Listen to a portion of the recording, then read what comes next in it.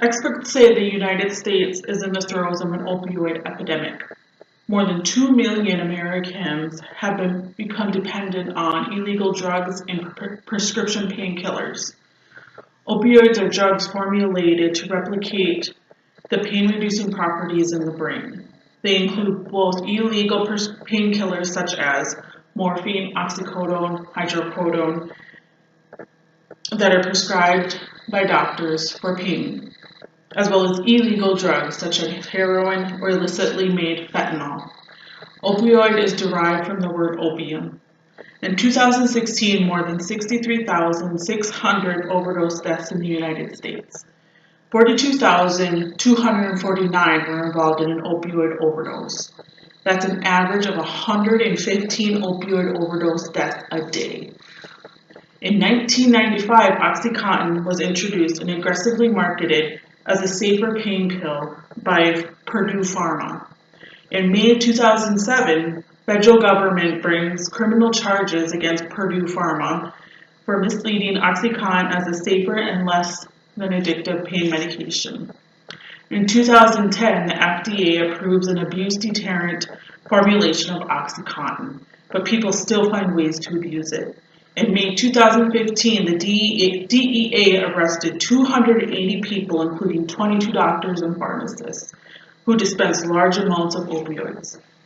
The sting was dubbed Operation Pillooted, known as the largest prescription drug bust in history of the DEA. In October 2017, President Trump declares national public health emergency to combat the opioid epidemic, saying, "We can be the generation that ends the opioid epidemic." So mine and Amy's credibility statement is that we've both seen firsthand the effects of the opioid crisis. Amy works with people who attend a methadone clinic, and I have a family member who was addicted to painkillers at the age of 17. He had a series of pretty serious surgeries on his ankle and got addicted young. You never think addiction is real until it happens close to home. A preview of our main points are 1. The history of opioids, 2. Recent practices of prescribed painkillers, 3. The consequences of past practices, and combining issues with opioids. So since 1980, people have been misinformed. People have been assured by doctors, pharmacists, nurses, etc., that the chances of becoming addicted to narcotics are very slim. Well, they were wrong. According to the New England Journal of Medicine, every day 91 Americans die from overdose of an opioid medication, so narcotics, painkillers. They overdo it and they kill themselves. Americans represent only a fraction of the world, but they also consume 80% of the world's opioid painkillers. Recent practices of prescribed painkillers.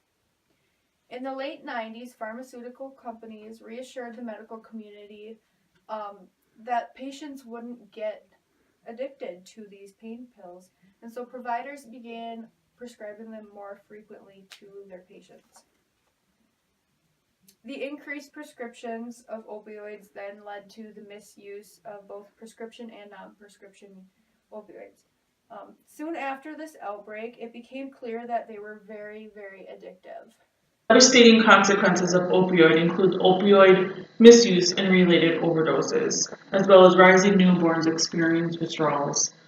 Drug overdose in the United States continues to increase. More than 3 out of 5 drug overdose deaths include opioids. Opioids work on the nervous system and specific receptors of the brain to manage pain. Overdose deaths from opioids have increased more than 5 times since 1999. Opioids killed more than 42,000 people in 2016. People affected by the opioid epidemic developed harmful mental behaviors because of withdrawal symptoms from the drug. Secretary Price announces HHS, their 5-point strategy for fighting the opioid crisis. Number 1 is to improve access to treatment and recovery services. Number 2 is to promote overdose-reducing drugs. Number 3, strengthen our understanding of the epidemic through better public health surveillance.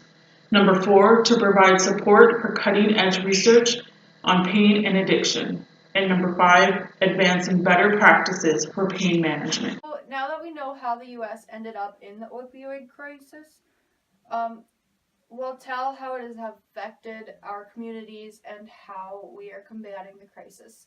So in my community, there's a lot of small families and just a small area of where the people are. I live in Big Fork, Minnesota, and I mean, when you bring serious drugs like that into a small community, it's only opening the doors for more and more to be brought in.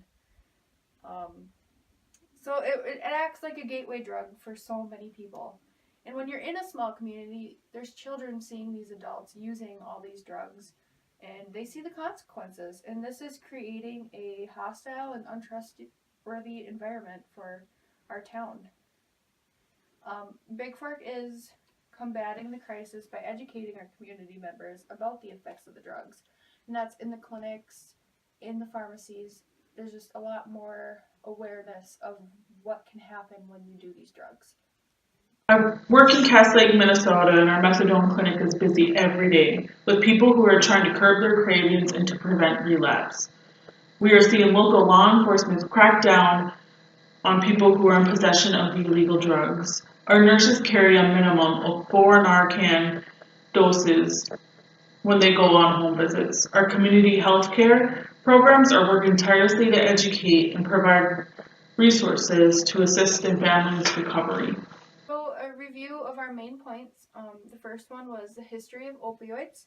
The second was the recent practices of prescribed painkillers. Third was the consequences of the past painkillers and practices. And the fourth was combating issues with opioids. So, even though we may not see this epidemic on a daily basis, it is important to be aware of it because it's making its way into smaller communities each and every day. And when it makes its way into small communities, it's affecting adults and our children.